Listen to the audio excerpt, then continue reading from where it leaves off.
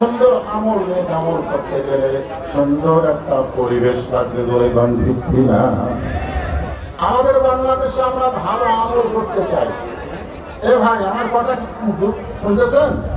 ভালো আমল করতে চাই, মাইক একটু টিপো বন্ধ করে দেন, তো মাইক সংযোগ করতেছে। আমরা ভালো আমল করতে চাই, কিন্তু ভালো আমল করার পরিবেশ আছে।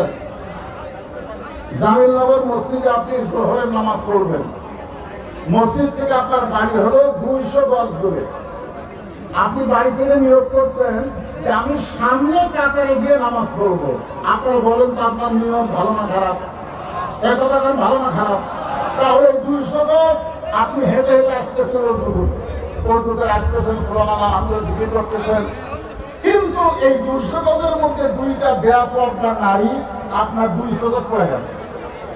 আপনি দেখবার চান নাই, তারপরে আপনার 200-2টা বেপরদা নারী পড়ে গেছে। মশা বললে, পোকা বললে চোখ থেকে তোলা যায়, কিন্তু বেপরদা নারী 200 গজ পড়ে তোলা যাবে?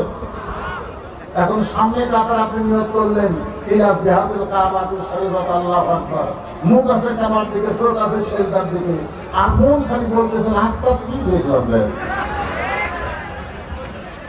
এখন আপনারা বলেন, আপনি যতই সুন্দর ভাবে নামাজ পড়তে চান, আপনার রাস্তাকে সুন্দর করতে হবে, আর রাস্তাকে সুন্দর করতে গেলে আল্লাহর কোরআনের পর্দার আইন বাংলার জমিনে চালু করতে হবে।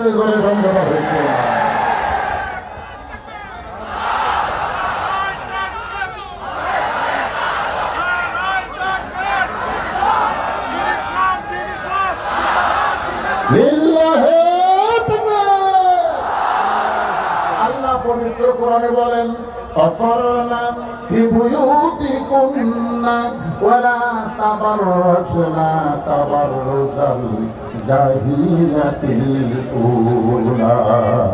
আল্লাহু আকবার। তাহলে কি বুঝলেন?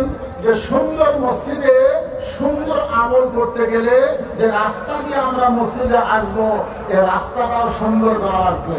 এখন রাস্তা সুন্দর মানে কি? আমাদের সব ভাইকে বলবেন, ভাই রাস্তার বৃষ্টি ঢুকে গেছে, তো রাস্তা সুন্দর করে একটু নির্মাণ করে দেন। এই সুন্দর স্বৈরাচারী সরকার তল দেওয়া রাস্তা, উপর দেওয়া রাস্তা বানাইছে। কথা কম না, আমাদের বগুড়াতে রেলগেটে এখন আসলে মনে হয় গেলে বগুড়া না লন্ডন, গোরখান থেকে না তো গাড়ি তাই ভোট দেওয়া গাড়ি তার। রাস্তা শুধু সুন্দর করলে হবে না, রাস্তাকে নিরাপদ করতে হবে ঈমান আমলের জন্য। ধরে কথা ঠিক না? এখন এই বেপরদা মুক্ত রাস্তা যদি করতে চান, আপনারা বলেন তো আল্লাহর কোরআনের আইনের দরকার আছে না নাই? তাহলে আমিলুস সালিহাত নেক আমল করতে গেলে আল্লাহর কোরআন ছাড়া, নবীর বিধান ছাড়া কখনোই করা সম্ভব না। সম্ভব? সুন্দর আমল যখন আমরা করতে চাই, তাহলে আমাদের সুন্দর পরিবেশের একটা দরকার আছে। সুন্দর পরিবেশ যদি তৈরি করতে চাই, তাহলে সুন্দর একটা সমাজ লাগবে। ধরে বলেন কি লাগবে? সুন্দর একটা সমাজ যদি তৈরি করতে চাই, তাহলে সুন্দর একটা রাষ্ট্র লাগবে। সুন্দর একটা রাষ্ট্র যদি তৈরি করতে চাই, তাহলে সুন্দর একটা সংবিধান লাগবে। ডক্টর ইউনূস, ডক্টর কামালের কাছে সংবিধান পরিবর্তনের জন্য যাওয়ার দরকার নাই। সুন্দর সংবিধান করতে গেলে আল্লাহর কোরআন দরকার। জোরে কোন ঠিক কিনা? আল কোরআনের আলো তুমি জানো?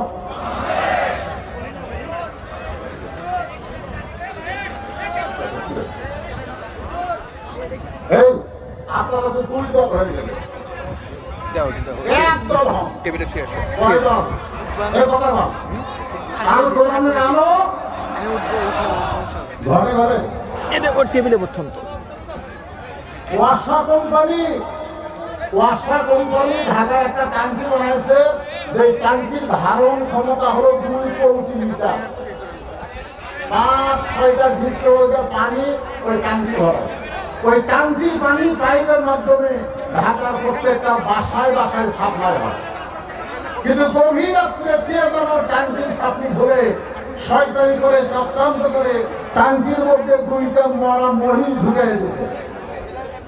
ওই মহিমগুলো আস্তে আস্তে ফুলতেছে, পচতেছে, পচে পচে পানির সঙ্গে মিশ্রণ হয়ে ওই পানি ট্যাঙ্কি থেকে প্রত্যেকটা বাসায় চলে আসতেছে।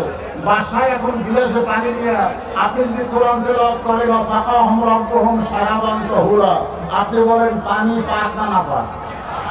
কেন না পাক? আপনি তো কোরআন ঘরের মধ্যে পড়তে চাই। কারণ পানি যেখান থেকে আসতেছে ওই মূল জায়গা যদি পরিষ্কার না থাকে, আপনি যতই কোরআন তেলাওয়াত করেন আপনি পবিত্র হতে পারবেন না। আগে টাঙ্কি পবিত্রতা রাখবে বলে কথা ঠিক কিনা? বর্তমান টাঙ্কির নাম হলো সংসদ। যেরকম টাঙ্কির নাম কি? সংসদ। আজকে অনেকে বলে হুজুর হুজুর ভালো মানুষ কোনোদিন চেয়ারম্যান হয় না, ভালো মানুষ কোনোদিন এমপির আসলে যায় না। কারণ সংসদ খারাপ, ইউনিয়ন পরিষদ খারাপ, উপজেলা পরিষদ খারাপ, একটা জিনিসও খারাপ না। আর ভালো মানুষকে না পাঠানোর কারণে ওইটা গ্রামের আড্ডালয়, ওইটা আনারতের আড্ডালয়, ওইটা কৈতুকের আড্ডালয় হয়ে গেছিল। জনগণ কথা ঠিক না? ভালো মানুষগুলোকে আমরা যদি সংসদে বানাতে পারি আর আল্লাহর কোরআন যদি সংসদে চালু হয়ে যায়, গোটা বাংলাদেশের জন্য ও আমিলুস সালেহাত নেক আমল করা আমাদের সহজ হয়ে যাবে। জনগণ কথা ঠিক না? নেক আমল করা সহজ হয়ে যাবে। এই জন্য সূরা সূরার 2 নম্বর বিষয় হলো ওয়া আমিলুস সালেহাত, নেক আমল করতে হবে। 3 নম্বর বিষয় হলো ওয়াতাওয়াসাউ বিল হক। মারাত্মক কথা। ওয়াতাওয়াসাউ বিল হক, কুল জাল হক ওয়া যাহাকাল বাতিল ইন্নাল বাতিলা কানা যাহুকা। একসময় আমরা কোরআনের পাখি নিয়ে দোয়া করতাম, আল্লাহ কোরআনের পাখিরে তুমি হেফাজত করো। বাংলাদেশের প্রত্যেকটা মাহফিল থেকে দোয়া হতো, আমির হামজাকে তুমি জেল মুক্ত করো, মামুনুল হককে জেল মুক্ত করো, কোরআনের পাখিকে তুমি হেফাজত করো। আমরা কোরআনের পাখির নাম ধরতে পারি নাই। নাম ধরলেই কতগুলো শয়তানের কলিজায় আগুন ধরে যেত। আজকে এই বগুড়ার ময়দানে বলতেছি, কোরআনের পাখি মরে নাই, কোরআনের পাখিকে জেলখানায় হত্যা করা হয়েছে। ধরে গন্ধটা ঠিক না? হক কথা বলতে হবে। ওয়াতাওয়াসাউ বিল হক, কুল জাল হক ওয়া যাহাকাল বাতিল ইন্নাল বাতিলা কানা যাহুকা।